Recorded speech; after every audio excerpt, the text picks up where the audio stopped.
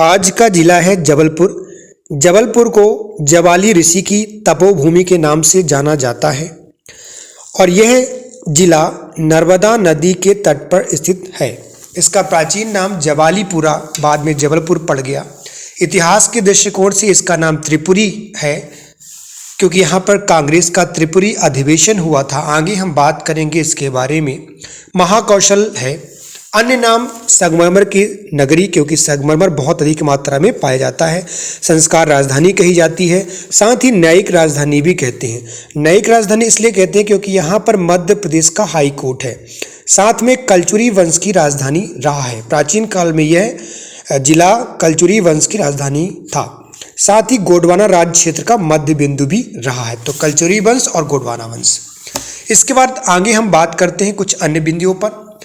1781 के बाद मराठा का मुख्यालय थे, यानी पहले कलचुरी वंश था, फिर आपने देखा गोंडवाना राज्य का हिस्सा था, फिर मराठा राज्य का हिस्सा था। इसके बाद हम बात करते हैं कांग्रेस अधिवेशन हुआ था 1939 यानी 1939 में, त्रिपुरी के नाम से जब इसको जानते थे। इसके बाद हम बात करते हैं राष्ट्रपिता महात्मा गांधी की अस्थियों को यहाँ पर प्रवाहित किया गया था, जो कि नर्मदा नदी के तट तिलवारा घाट पर किया गया था। आगे इसके बारे में और बात करेंगे। साथ ही झंडा सत्याग्रह हुआ था 1923 में और जबलपुर को मध्य प्रदेश का टाइम जोन भी कहते हैं। तो ये जो 4 पॉइंट थे ये बहुत ही महत्वपूर्ण से कि जबलपुर में कौन कौन से जो आपका मुख्यालय है किसका किसका रहा। तो आपको कलचुरी वंश का रहा, उसके बाद गोंडवाना साम्राज्य का था, मराठा साम्राज्य का था। और कौन कौन से अधिवेशन हुए, तो त्रिपुरी अधिवेशन हुआ था 1939 में, साथ ही झंडा सत्याग्रह 1923 में हुआ। तो इस प्रकार से जबलपुर जो जिला है से इन प्रकार के क्वेश्चनों को जो है पूछा जाता है। अब आगे हम बात करते हैं जबलपुर के पर्यटन स्थल के बारे में। कौन कौन से जबलपुर में पर्यटन स्थल हैं, तो ये देखिए हम बात करते हैं। पहला है मदन महल किला। तो मदन महल का जो किला है ये बहुत ही महत्वपूर्ण है। संग्राम सागर है, बाजना मठ है, कचनार सिटी, हनुमान ताल, डुमना नेचर पार्क। चलिए अब इस पर्यटन स्थलों को हम एक बार डायग्राम के माध्यम से यानी एक प्रकार का हम देखते हैं किस प्रकार से दिखते हैं ये मदन महल किला। तो मदन महल का जो किला है ये गोंडवाना राजा ने बनवाया था, तो इनका नाम था मदन शाह। 1114 ईस्वी में इसको बनाया गया था, इसीलिए मदन शाह के नाम पर इस किले का नाम मदन महल पड़ गया। उसके बाद हम इसके बारे में बात करें कि मदन शाह जो थे वो गोंडवाना साम्राज्य के राजा थे। इन्होंने और क्या क्या निर्माण करवाया, तो संग्राम सागर ये भी उन्होंने ही बनवाया था 14वीं शताब्दी में। इसके साथ ही बाजना मठ भी उन्होंने ही बनवाया था। तो मदन महल का किला, संग्राम सागर और बाजना मठ मदन शाह के द्वारा बनाए गए। कचनार सिटी में भगवान शिव की एक बहुत ही लंबी प्रतिमा है जो 72 फीट की है। उसके बाद हम बात करते हैं हनुमान ताल की। तो जबलपुर में कुल मिला के 52 ताल है। तो कभी भी यदि ताल से संबंधित कोई प्रश्न आता है तो आप जबलपुर ही लगाएं। फिर हम बात करते हैं डुमना नेचर पार्क की। डुमना नेचर पार्क, तो डुमना के नाम से जबलपुर में एयरपोर्ट भी बनाया गया है। चलिए हम एक बार डुमना जो नेचर पार्क है इसका एक डायग्राम या चित्र देख लेते हैं ताकि चित्र के माध्यम से हमें जरूर याद रहे। कभी भी हमें कोई भी पॉइंट नहीं छोड़ना है जो एग्जाम के दृष्टिकोण से बहुत ही महत्वपूर्ण है। तो ये देखिए डुमना नेचर पार्क का ये गेट है, कभी आप जाएं तो यहाँ पर जरूर। कुछ अन्य पर्यटन स्थलों के बारे में बात करते हैं। चलिए भेड़ाघाट संगमरमर। भेड़ाघाट जो संगमरमर है भेड़ाघाट का, ये हमेशा सफ़ेद कलर का होता है क्योंकि अक्सर पूछ देते हैं कि किस प्रकार का संगमरमर जो है पाया जाता है, तो आप सफ़ेद कलर का लगाइए क्योंकि राजस्थान में पिंक कलर का संगमरमर या अन्य प्रकार के संगमरमर भी पाए जाते हैं। तो ये बहुत ही महत्वपूर्ण है एग्जाम के दृष्टिकोण से। दूसरा है धुआंधार वाटरफॉल। देखिए इसको धुआंधार क्यों कहते हैं, क्योंकि जो पानी गिरता है ऊपर की तरफ से बिल्कुल दूध के आकार का दिखता है, बहुत ही एकदम धुआं की तरह दिखाई देता है। बरगी डैम जो है ये बहुत महत्वपूर्ण है बरगी डैम। 1971 में इसका जो है निर्माण करवाया गया था। रानी अवंतीबाई के नाम से भी इसको जानते हैं। तो ये एक प्रोजेक्ट है, हाइड्रो प्रोजेक्ट भी यहाँ पर लगा है। फिर देखते हैं तिलवारा घाट। तिलवारा घाट में क्या है? तिलवारा घाट में यदि हम बात करते हैं तो जबलपुर का ये घाट है जहाँ पर महात्मा गांधी की अस्थियों को प्रवाहित किया गया था। साथ ही रानी दुर्गावती संग्रहालय, रानी दुर्गावती के शासन रहा तो इसे संग्रहालय बनाया गया है। और ये है निदान फॉल्स, ये बहुत ही इंपॉर्टेंट है। इसके बाद हम धार्मिक स्थलों के बारे में बात करते हैं जबलपुर के।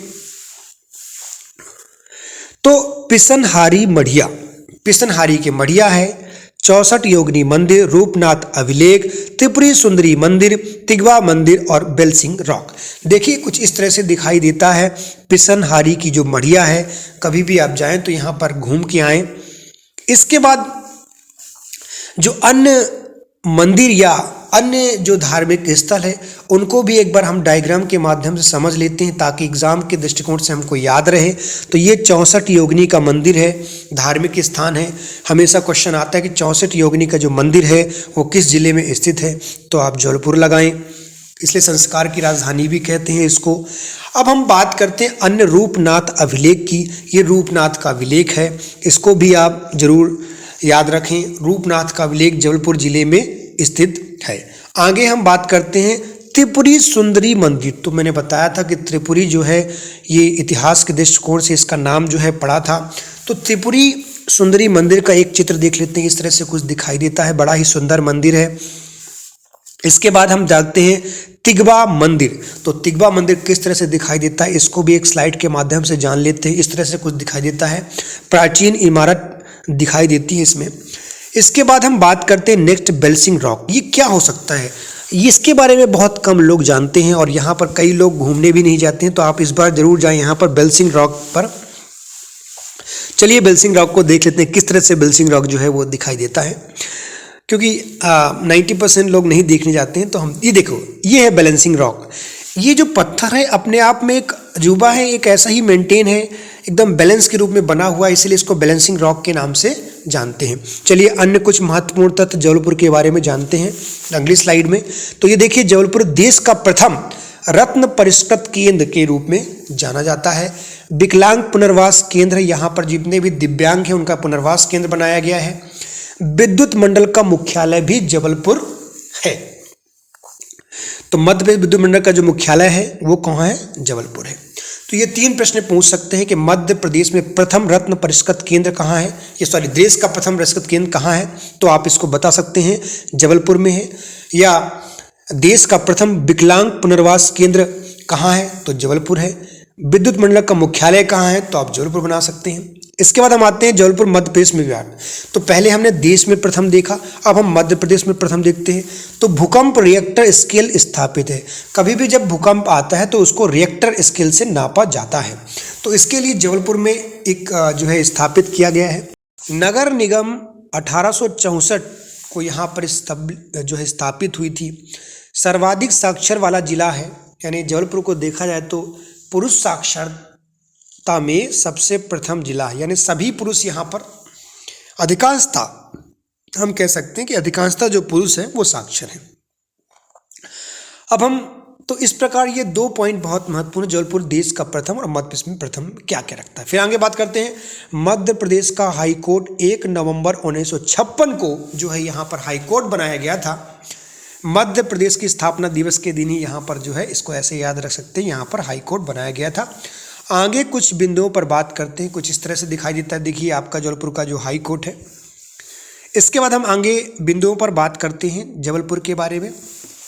शिक्षण संस्थान कौन कौन से जबलपुर में है, तो सबसे पहले रानी दुर्गावती विश्वविद्यालय है, महर्षि वैदिक विश्वविद्यालय है, नानाजी देशमुख पशु चिकित्सा विश्वविद्यालय है, मध्य प्रदेश मेडिकल साइंस विश्वविद्यालय है जो 2012 में है, इसका NSCB के नाम से जानते हैं। IIID TDM 2005 में बनाया गया। JNKBB 1964 में बनाया गया। JEC 1943 में बनाया गया, जो कि MP में फर्स्ट है। तो इस प्रकार से जबलपुर में इतने शिक्षण संस्थान मौजूद हैं।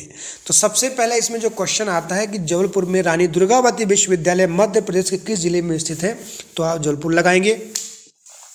ये सभी लोग जानते हैं, लेकिन ये क्वेश्चन आता है नाना देशमुख पशु चिकित्सालय विश्वविद्यालय, चिकित्सालय नहीं है विश्वविद्यालय है, ये कहाँ पर स्थित है, तो आप इसके लिए जो है नानाजी देशमुख ये लगाओगे आप कहाँ पर, जबलपुर में। उसके बाद हम बात करेंगे कि मध्य प्रदेश मेडिकल साइंस विश्वविद्यालय ये किस नाम से है, तो इसको नेताजी सुभाष चंद्र बोस के नाम से जो है ये मेडिकल कॉलेज नाम रखा गया है, इसलिए NSCB नेताजी सुभाष चंद्र बोस के नाम से इसको बनाया गया है। ये झंडा सत्याग्रह भी जो है नेताजी सुभाष चंद्र बोस के ही नेतृत्व में जो है ये हुआ था, इसीलिए आते हैं। आगे हम कुछ बिंदुओं पर बात करते हैं नेक्स्ट स्लाइड पर जबलपुर की। तो देखिए प्रशिक्षण संस्थान कौन कौन से, ट्रेनिंग संस्थान कौन कौन से हैं, तो नारमन बोरलाग, आपने पता हुआ कि जब ये गेहूं क्रांति आई थी तब ये कैसे हुआ था, तो नारमन बोरलाग ने गेहूं एवं मक्का अनुसंधान केंद्र ये इनके नाम पर बनाया गया है। NCC महिला प्रशिक्षण केंद्र भी बनाया गया है यहाँ पर। महात्मा गांधी सामुदायिक केंद्र बनाया गया है। उष्णकटिबंधीय वन अनुसंधान केंद्र ये महत्वपूर्ण है।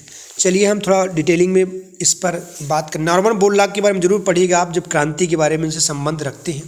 उद्योग, यहाँ पर कौन कौन से उद्योग हैं, तो हैवी व्हीकल कारखाना, ऑर्डिनेंस फैक्ट्री है यहाँ पर जो कि आर्मी के साजो सामान का निर्माण करती है।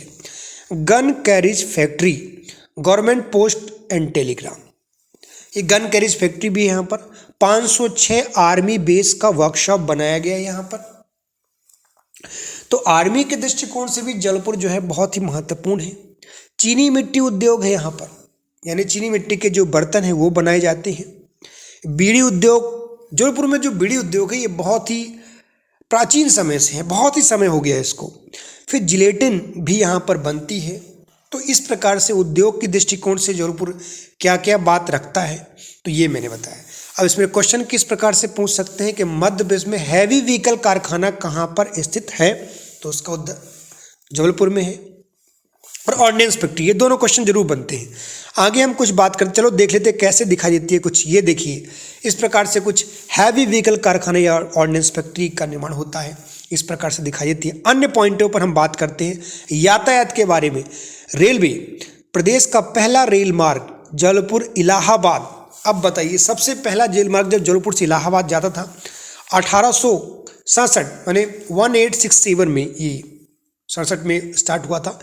प्रदेश का एकमात्र जोन WCR, तो ये वेस्ट सेंट्रल जोन जो है ये रेलवे का 2003 में यहाँ पर स्टेब्लिश किया गया।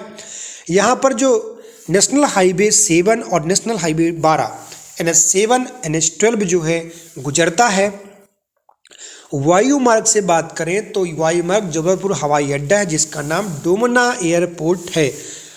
हम पहले भी बात कर चुके हैं कि डुमना नेचर पार्क भी है।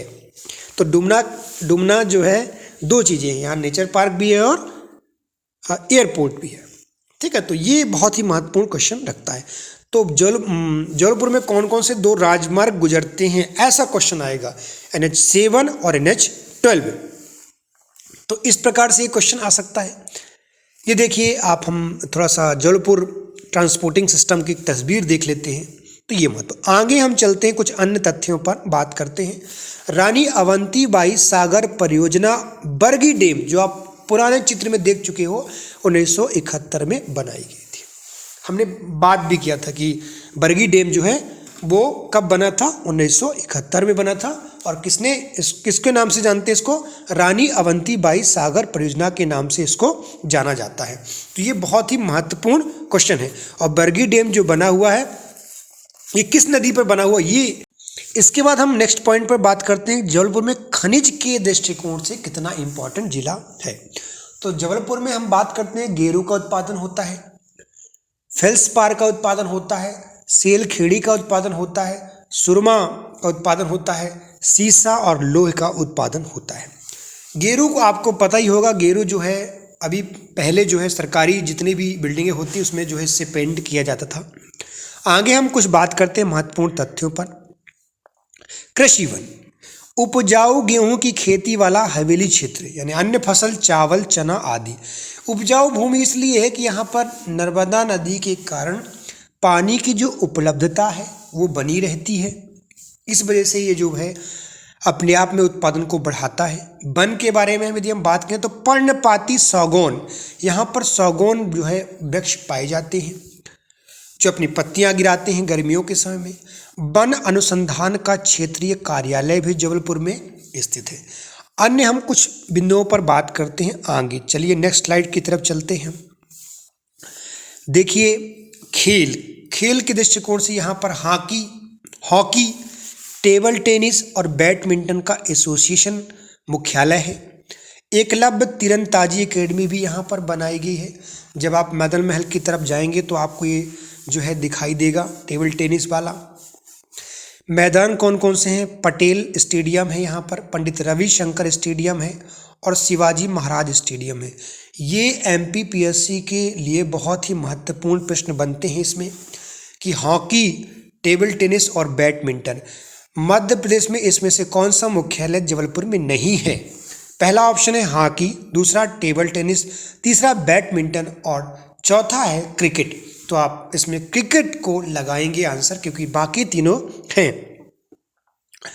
इसके बाद हम बात करते हैं इन जो स्टेडियम है वो कौन कौन से? Patel stadium, Pandit Ravishankar stadium, Shivaji Maharaj stadium. फिर हम बात करते हैं जो इम्पोर्टेंट फैक्ट हो सकते हैं वो क्या क्या हो सकते हैं। पहला आंवला जिला, मैंने जबलपुर को आंवला जिला के नाम से भी जानते हैं, आंवले का उत्पादन अधिक होता है। हिरन नदी, कौन सी हिरन नदी किस जिले में स्थित है? तो आपको इसको जबलपुर लगाना है।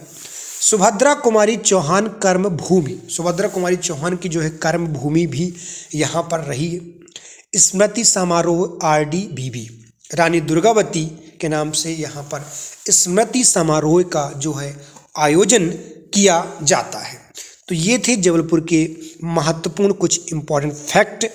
तो यदि क्वेश्चन आ जाए कि सुभद्रा कुमारी चौहान की कर्म भूमि मध्य प्रदेश के किस जिले से संबंधित है, तो आप जबलपुर लगाएंगे। क्वेश्चन यदि ये आ जाता है कि हिरन नदी कहाँ है, तो आप जबलपुर लगाएंगे। चलिए कुछ अन्य व्यक्तित्व के बारे में बात करते हैं। तो ये देखिए सुभद्रा कुमारी चौहान ये व्यक्तित्व थी, यहाँ पर कुछ ये हिंदी की महत्वपूर्ण कवित्री रही हैं। तो आगे हम चलते हैं।